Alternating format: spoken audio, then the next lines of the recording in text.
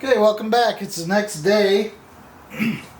So first thing, got the 90-degree head sorted out so it doesn't swivel anymore.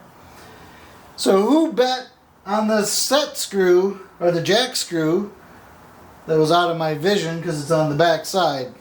Well, you would have won. So there's a jack screw to split this apart to take it off. And so the second I started backing that off, it tightened right up. So I realigned it like I did before. Everything's good. I already did one end. So now we're going to do, what we're doing is we're putting in a half 13 bolt on the end of it. Let's get the phase converter going. So we're going to center drill first.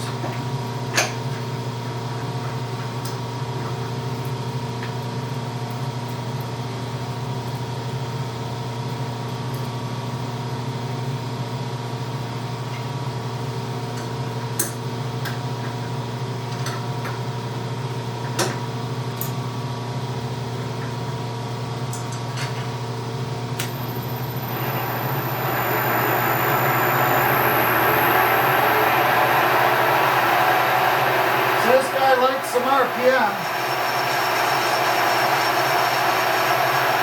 Actually, hopefully I can reach it. Oh joy.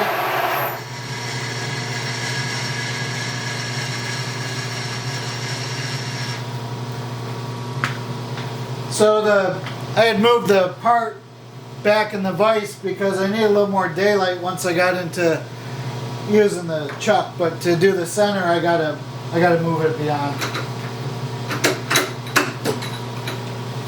Everything's a project.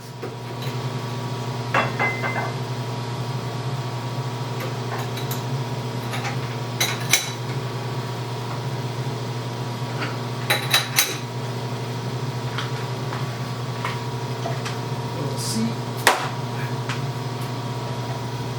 Okay.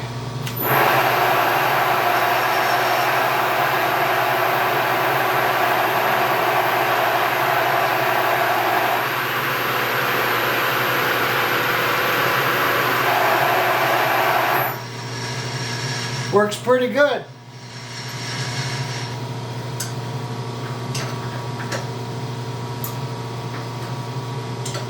So the rest we'll do in a chuck. The center drills never do well in a chuck, so I always do them direct in a collet.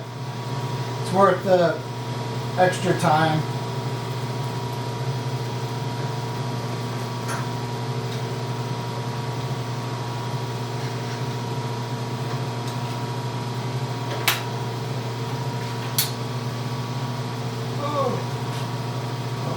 That later, I guess. Okay, so now we're going to bring the workpiece back. Everything stays in the right orientation.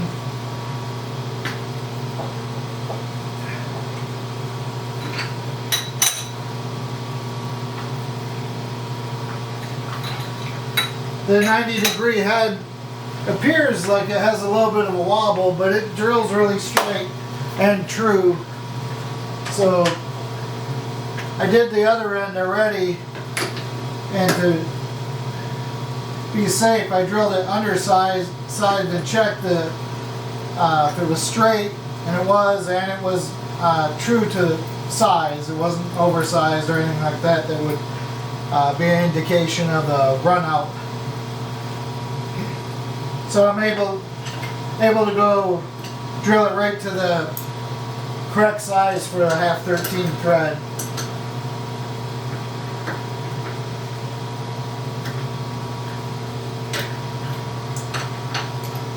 I'm using I believe it's the 27/64.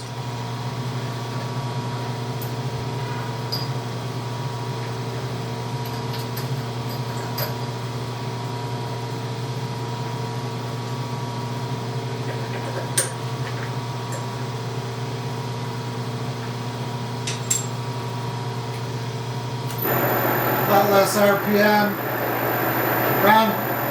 Around 600 is what seemed to work good on the first one. I started using some anchor lube because everybody's been talking about it. Works okay. You know, I can live without the smoke from the oils. This gets crusty though after a while. I need to go an inch and a half deep. So I hear it touch. You know, again, it's not the space shuttle. So now we'll go an inch and a half in.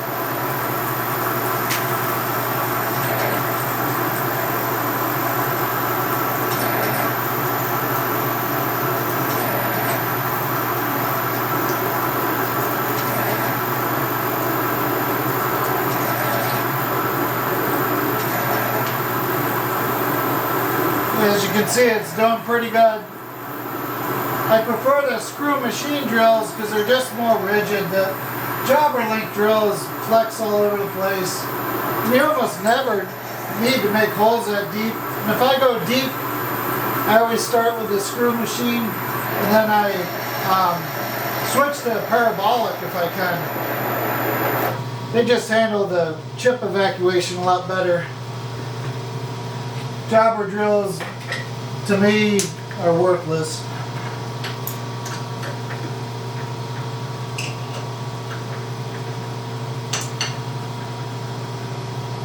Oops, I want to take that out.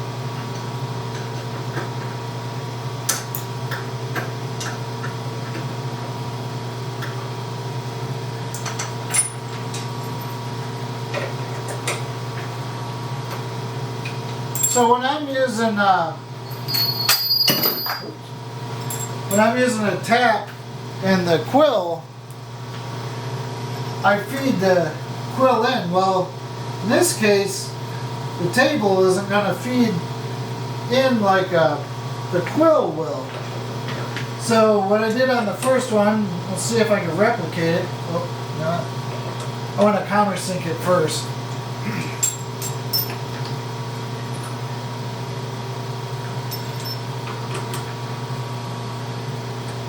Do that real quick.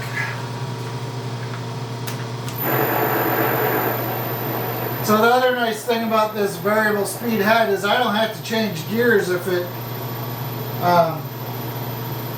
doesn't need the torque advantage.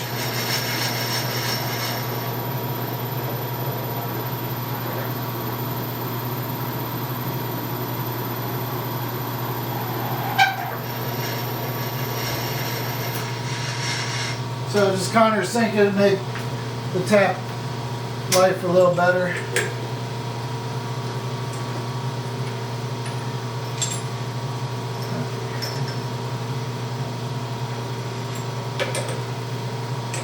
So I'm about 180 RPM. Like I was trying to say, it's not just going to feed in nice. So essentially I'm going to just jam it in there so that it's on center, and then I'll do it all by hand. Usually I run them real close to bottomed out, then undo the chuck, retract the chuck, and then finish the last quarter of an inch or so by hand. So essentially we're just going to get it started, and then we're going to shut off the quill. Like that.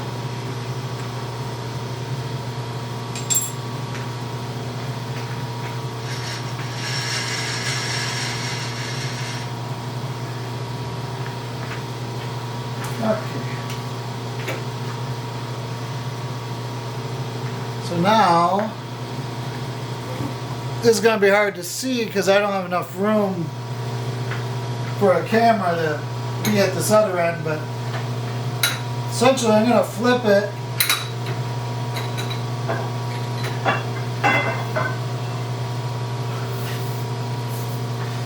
and manually or by hand do the rest of the tapping.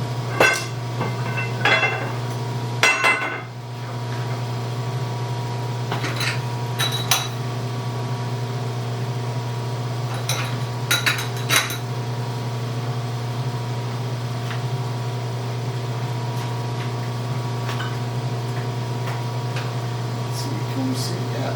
Okay. So the tap I started with is on the duller side, so I'm just going to make sure I get started. The only reason why I use this to start with is it had a good lead in, and it's a spiral, so it kicks the initial chips outwards.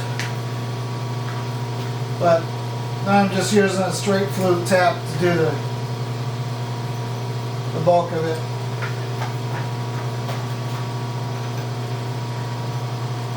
I prefer the spirals, but that one's dulled up, so.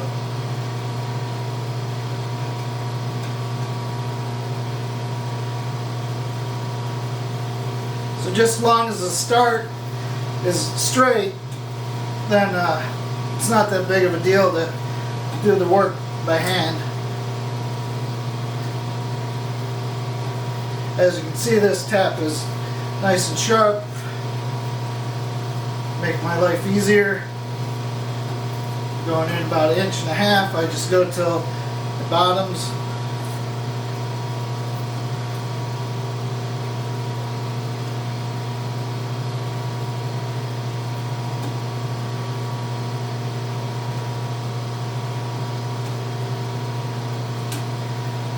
I did turn the air compressor on because I want to blow out this hole and the chips off the taps.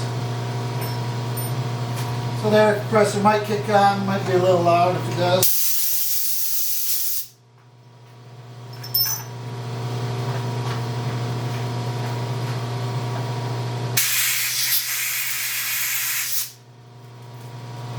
There we go.